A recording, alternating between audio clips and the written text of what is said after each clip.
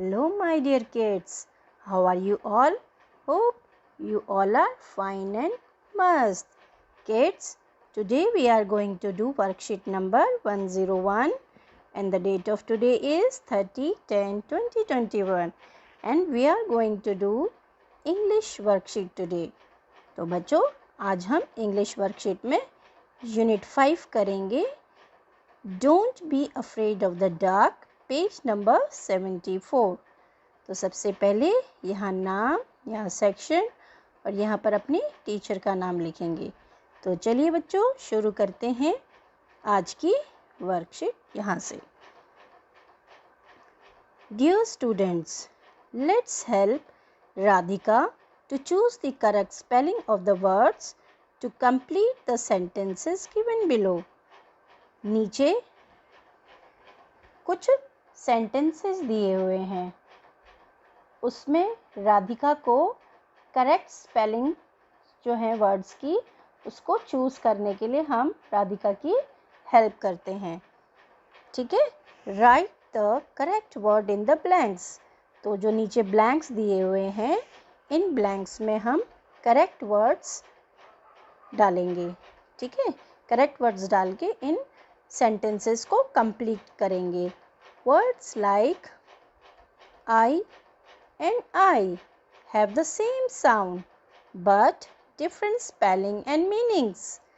अगर आप देखेंगे जो I है और I इन दोनों वर्ड्स को हम सेम साउंड से बोलते हैं, मतलब एक ही बोलने में एक ही तरह की आवाज़ आती है, दोनों का प्रोनाउंसिएशन सेम है. लेकिन अगर आप देखेंगे I की स्पेलिंग है I और इस आई की स्पेलिंग EYE, तो दोनों हुए ना अलग, लेकिन बोलने में दोनों सेम हैं, दोनों का सेम साउंड निकल रहा है, प्रोनाउंस करते समय दोनों सेम साउंड निकल रहे हैं. लेकिन अगर आप देखेंगे स्पेलिंग्स दोनों की डिफरेंट है और दोनों के मीनिंग भी डिफरेंट हैं. आई का मीनिंग होता है मैं और इस आई का मीनिंग होता है आँख. ठीक है बच्चों. तो अब हम आगे बढ़ते हैं. आगे क्या बोला है? You can take the help of the pictures given below. तो जो ये सेंटेंस हम करेक्ट वर्ड से कंप्लीट करेंगे, फिल करेंगे, तो इसके साथ में हमारी हेल्प के लिए कुछ पिक्चर्स भी दी हुई है, हम उन पिक्चर्स की हेल्प ले सकते हैं. तो चलिए शुरू करते हैं. फर्स्ट में हमें क्या बोला है बच्चों? फर्स्ट में हमें बोला है आई और आई एम राधिका. तो यहाँ पर क्योंकि एम लगा है तो हम ये वाला आई चूज़ करेंगे. ये आई मतलब होता है मैं. आई एम राधिका, मैं राधिका हूँ. अब ये जो बच्ची है ये बोल रही है मैं राधिका हूँ. ठीक है. अब हम आते हैं सेकंड सेंटेंस पर. सेकंड सेंटेंस में हमसे क्या बोला है? I am dash year old. कितने साल की हूँ? 4 या 4. अब देखिए इसको दोनों की स्पेलिंग डिफरेंट है. FOR फॉर मतलब होता है के लिए और FOUR 4 मतलब होता है 4. तो यहाँ पर क्योंकि एज के बारे में पूछा गया है तो यहाँ पर कौन सा वाला 4 आएगा? ये वाला. तो यहाँ पर हम लिख देंगे 4. I am 4 years old. अब हम आते हैं नेक्स्ट सेंटेंस पर, थर्ड सेंटेंस पर. इसमें हमसे बोला है आई लिव नियर द सी और सी. देखिए इस सी का मतलब होता है देखना और इस सी का मतलब होता है समुद्र. ठीक है. और यहाँ पर देखिए आप समुद्र का चित्र भी बनाया हुआ है. तो मैं किसके पास रहता हूँ? इसके पास या इस सी के पास? इस वाले सी के पास रहता हूँ. तो यहाँ पर सी लिख देंगे जिसका मतलब समुद्र होता है. अब हम आते हैं नंबर 4 पर. नंबर 4 पे क्या बोला है बच्चों? My father is an dash specialist. तो ये 2 वर्ड्स दिए हैं हमें, एक दिया है आई और एक दिया है आई. देखिए इस आई का मतलब मैंने बता दिया था आँख और इस आई का मतलब मैं. तो अब आप ये बताइए कि स्पेशलिस्ट किसका होगा? आई का यानी आँखों का. जो डॉक्टर होते हैं ना, जो किसी ख़ास फील्ड में महारत हासिल करते हैं, किसी खास फील्ड के डॉक्टर होते हैं तो उनको स्पेशलिस्ट कहते हैं. तो आई स्पेशलिस्ट, इसमें आ जाएगा EYE। ठीक है, अब हम आते हैं नंबर 4 पर, नंबर 5 पर। नंबर 5 में हमसे क्या बोला है बच्चों? नंबर 5 में बोला है द सन और sun dash is so bright today. तो क्या ब्राइट है? सन और सन। तो सूरज का यहाँ पर पिक्चर बना हुआ है ना, तो सूरज का मतलब होता है सन, SUN सन। देखिए बच्चों, 2 सन होते हैं, ठीक है, 2 सन होते हैं। एक सन तो ये होता है, इसका मतलब होता है सूरज, ठीक है, इसका मतलब सूरज होता है। और एक होता है सन, सन मतलब बेटा, ठीक है, सन मतलब बेटा। तो बेटे को जो है इंग्लिश में सन कहते हैं। तो यहाँ पर क्या है? ब्राइट कौन है? सन। तो कौन सा वाला सन? SUN वाला। तो अब हम आते हैं 6th पे, 6th सेंटेंस पे। 6th सेंटेंस पे हमसे क्या पूछा है? लास्ट वीक यानी पिछले हफ्ते I dash a horse on the beach. Beach होता है समुद्र का किनारा, तो हॉर्स मतलब घोड़ा। तो I rode a horse, I rode. अब कौन सा रोड? रोड मतलब सवारी किया, क्योंकि बैक साइड वाली बैक डेट वाली बात कर रहे हैं, बैक हफ्ते वाली बात कर रहे हैं, पिछले हफ्ते की बात कर रहे हैं।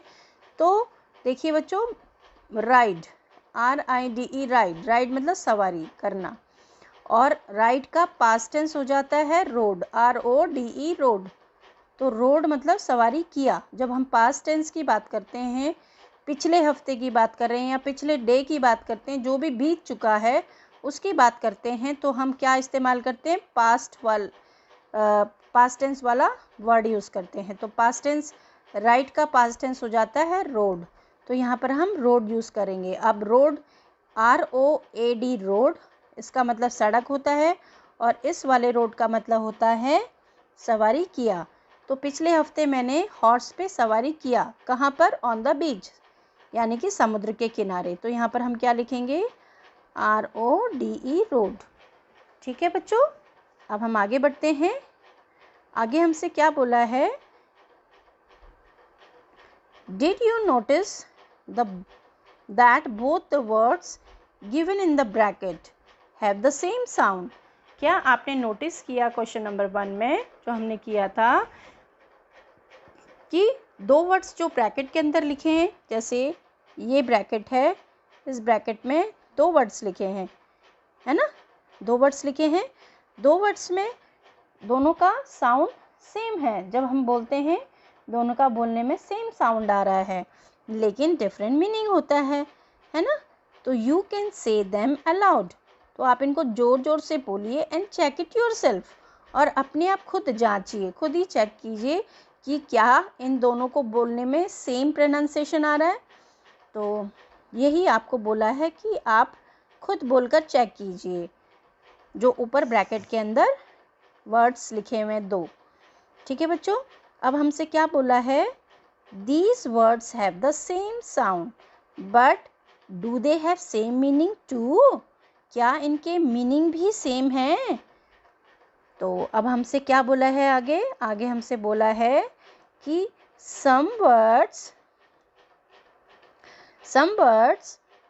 sound the same। कुछ वर्ड्स ऐसे होते हैं जो सेम साउंड के होते हैं, जिनको बोलने में सेम साउंड निकलता है, ठीक है। when you say them aloud, जब आप ज़ोर से उनको बोलेंगे। जैसे ऊपर चेक करने के लिए ब्रैकेट के अंदर जो 2 वर्ड्स लिखे थे, उनको आपको बोला था कि ज़ोर ज़ोर से बोल के खुद चेक कीजिए। तो आपने ये बोल के चेक किया होगा कि इन दोनों वर्ड्स को बोलने में सेम साउंड आता है, but they are spelled differently, लेकिन उनकी स्पेलिंग डिफरेंट होती है, एंड हैव डिफरेंट मीनिंग्स, और उसके मीनिंग भी डिफरेंट होते हैं। These words are known as homophones। तो इस तरह के वर्ड्स को हम क्या कहते हैं बच्चों? homophones, यानी कि जिनकी आवाज़ सेम रहती है बोलने में। जब हम इनको प्रोनाउंस करते हैं तो इनका साउंड सेम निकलता है, ठीक है बच्चों। तो इसको हम इसीलिए होमोफोन्स कहते हैं। अगर आप नीचे देखेंगे कुछ एग्जाम्पल्स आपको दिए हैं, ये देखिए 8 8, इस 8 का मतलब खाया, इस 8 का मतलब खाया। अब ये देखियो लड़की ने खा लिया है ना। और ये 8 का मतलब होता है 8। क्या होता है इसका मीनिंग? 8। अच्छा, दूसरा आपको एग्जाम्पल दिया है, इसमें क्या है, इस बच्चे के देखिए आंसू निकल रहे हैं, इसको कहते हैं टीयर। टीयर मतलब आंसू। अच्छा, एक दूसरा टीयर है, इसकी स्पेलिंग भी सेम है, देखिए है ना, यहाँ साउंड भी सेम है और स्पेलिंग भी सेम है। तो इस टीयर का मीनिंग होता है फाड़ना। जब आप पेज फाड़ते हो ना, किसी चीज़ को फाड़ देते हो, दैट इज टीयर। और ये वाले टीयर का मीनिंग होता है आंसू। तो देखिए ये होमोफोन्स के एग्जाम्पल्स आपको दिए हैं। अब हम आगे देखते हैं, आगे हमसे क्या बोला है। Look at the sentences given below carefully. नीचे सेंटेंसेस दिए गए, उनको सावधानी से देखो, ध्यान से देखो। केयरफुली मतलब आइडेंटिफाई द करेक्ट वर्ड, और सही शब्द को पहचानो। And fill in the blanks, और नीचे जो ब्लैंक्स दिए उनको फिल करो। One has been done for you, एक आपको करके दिखाया है। Take the help from your teacher. तो देखिए सबसे नंबर 1 पे जो हमें सेंटेंस दिया हुआ है वो करके दिया हुआ है। Take these 4 pens. देखिए यहाँ पर जो 4 है इसका मतलब 4। इन चारों पेन को ले लो। दे आर फॉर यू, ये तुम्हारे लिए हैं। फॉर मतलब मैंने ऊपर बताया था, फॉर मतलब लिए, और इस 4 का मतलब 4। ठीक है, दोनों को यूज़ करके आपको दिखाया है, दोनों होमोफोन्स को यूज़ करके दिखाया हुआ है। अब हम आते हैं नेक्स्ट पे। नेक्स्ट पे हमको क्या बोला है। I dash dinner, I dash dinner at about dash o'clock. ठीक है, अब हमसे ये बोला है कि मैंने डिनर क्या खाया, मैंने डिनर खाया। तो यहाँ पर आएगा 8। ठीक है, ATE 8। जो ईट होता है, ईट का पास्ट टेंस 8 होता है। ठीक है, तो 8 एट अबाउट, अब यहाँ ओ क्लॉक लिखा है तो यानी टाइम पूछा है, तो टाइम हमेशा किस में होता है, नंबर्स पे। तो यहाँ पर नंबर कौन सा है, 8, EIGHT 8, ये इस पे आ जाएगा। ठीक है, I ate dinner at about 8 o'clock। तो इस तरीके से ये हमारा। अब नेक्स्ट सेंटेंस हम आते हैं। नेक्स्ट सेंटेंस में हमसे बोला है, इस वाले सेंटेंस पे क्या बोला है। I want dash buy dash of these chocolates. तो यहाँ पर I want to buy 2 of these chocolates. 2 मतलब 2, और इस 2 मतलब जब हम यूज़ करते हैं आई वॉन्ट टू बाय मतलब मैं बाय करना यानी ख़रीदना चाहता हूँ। वॉन्ट मतलब चाहता हूँ। ठीक है, किसको, 2 चॉकलेट्स को। तो 2 का मीनिंग होता है जहाँ का यूज़ होगा वहाँ का, जहाँ के होगा वहाँ के, और जहाँ की होगा वहाँ की होगा। तो का के की जहाँ पर भी इनमें से कोई भी इस्तेमाल होता हो उनमें से इस्तेमाल करना है। तो ठीक है,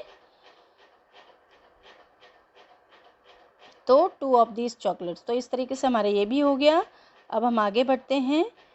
आगे में हमारा सेंटेंस है ये वाला, please dash for me till I check my dash. तो प्लीज़ मेरे लिए क्या करो, वेट करो, ये वाला वेट। ठीक है, for me till check my weight, weight मतलब वज़न। इस वेट यहाँ पर जब तक मैं अपना वज़न चेक कर रहा हूँ। तो एक वेट का मतलब इंतज़ार करना और एक वेट का मतलब वज़न। ठीक है बच्चों, अब हम आगे बढ़ते हैं आगे वाले सेंटेंस में, यानी कि इस वाले सेंटेंस में। Do you dash with your dash hand. तो डू यू राइट, यहाँ पर आएगा राइट, WRITE राइट। राइट मतलब लिखना, with your right hand, right मतलब सीधा। ठीक है, इस राइट का मतलब सीधा हाथ, जैसे right hand, right left, leg, है ना, तो राइट मतलब सीधा, और इस राइट का मतलब लिखना। तो इस तरीके से आपको अब समझ आ गया होगा कि होमोफोन्स क्या होते हैं। अगर आपको मैं एक वर्कशीट और देती हूँ और वर्ड्स देती हूँ होमोफोन्स के, इन वर्ड्स को भी आप अपनी कॉपी में लिख लीजिएगा। ये देखिए एक वर्ड्स हेयर, ये देखिए आप देख रहे हैं ये सारे वर्ड्स हैं, ये होमोफोन हैं सारे के सारे, है ना। एक लिस्ट ये हो गई और एक लिस्ट ये हो गई। तो इनको भी अपनी कॉपी में लिखिएगा और याद कीजिएगा। तो इस तरीके से आप देख रहे हैं कि मैंने आपको कुछ वर्ड्स की लिस्ट एक्स्ट्रा दी है, आप इन्हें अपनी कॉपी में लिखिएगा और इन्हें बोलने का प्रयास भी कीजिएगा। इससे आपको डिफरेंस पता चल जाएगा कि इन वर्ड्स को बोलने में जो है सेम साउंड निकल रहा है बट इनका मीनिंग डिफरेंट है। अब हमारे पास अभिभावकों के लिए कुछ सुझाव दिए गए हैं।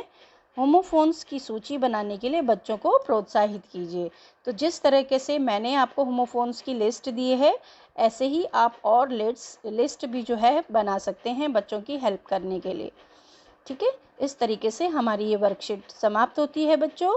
आगे की वर्कशीट में हम दोबारा मिलेंगे, तब तक के लिए स्वस्थ रहें, मस्त रहें।